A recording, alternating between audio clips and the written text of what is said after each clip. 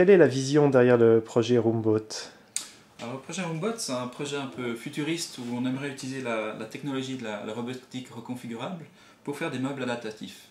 Donc on peut imaginer les meubles qui changent de forme au fur et à mesure de la journée. Et pour ça, on va utiliser des petits modules qui viennent de la robotique modulaire, qui seront capables de s'attacher et se détacher, un peu comme l'esprit Lego amené à la robotique. Donc là, on a un peu cette vision, un peu ce rêve à long terme d'avoir des meubles qui se transforment au fur et à mesure. Au début de la matinée, ce sont des petits meubles qui... Enfin, imaginons les petits modules comme ça, donc ça c'est juste des mock-ups, comme on dit en anglais, juste des premiers prototypes. Mais imaginons des petits modules comme ça qui la matinée sont attachés au mur pour se recharger. Et quelqu'un a ensuite besoin, une heure après, d'une salle avec des petits tabourets en cercle. On aurait ces petits modules qui s'attachent et se détachent pour ensuite faire des petits tabourets, comme ça, de forme arbitraire. Et ces petits tabourets sont donc des petits robots à pattes qui sont capables de marcher. Donc les petits tabourets se mettront en cercle. Et donc on a la réunion. Puis l'idée c'est que peut-être 2 heures après, quelqu'un a besoin d'une salle avec 2 bureaux et des grands bancs. Alors ces petits tabourets s'attacheront ensemble pour faire le banc, pour faire le bureau.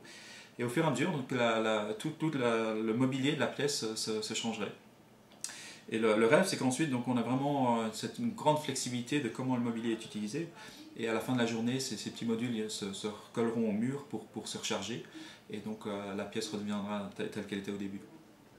C'est un peu, enfin, ce qui nous plaît dans ce projet, c'est que c'est vraiment open-ended, comme on dit en anglais. C'est vraiment complètement ouvert. On peut imaginer que toutes sortes de gens vont faire toutes sortes de choses avec ces modules.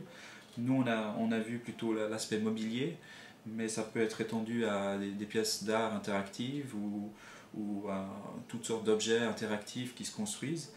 Et on peut imaginer tout d'abord des applications, peut-être dans des appartements tout petits. Par exemple, typiquement au Japon, il y a très peu de mètres carrés par habitant. Pourquoi pas faire une pièce qui soit au début une salle à coucher, enfin une salle, un living, enfin comment on dit pourquoi pas imaginer au début une salle qui soit juste la chambre à coucher, voilà, et qui après se transforme en cuisine, qui plus tard devient un bureau, et à la fin de journée ça devient un living avec un canapé, puis finalement ça devient une chambre à coucher. Donc ça serait par exemple une application intéressante.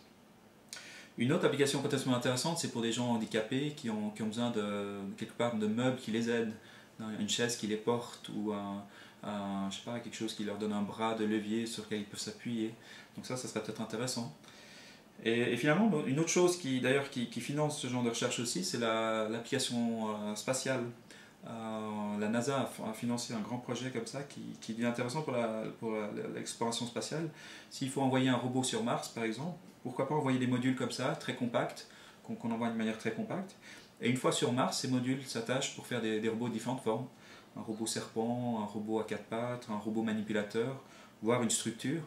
Et donc le rêve un peu, c'est une grande flexibilité, donc pas prévoir à l'avance que feront ces modules, mais qu'au fur et à mesure de la mission, on puisse changer la fonctionnalité des modules. Donc ça, c'est une autre application potentielle.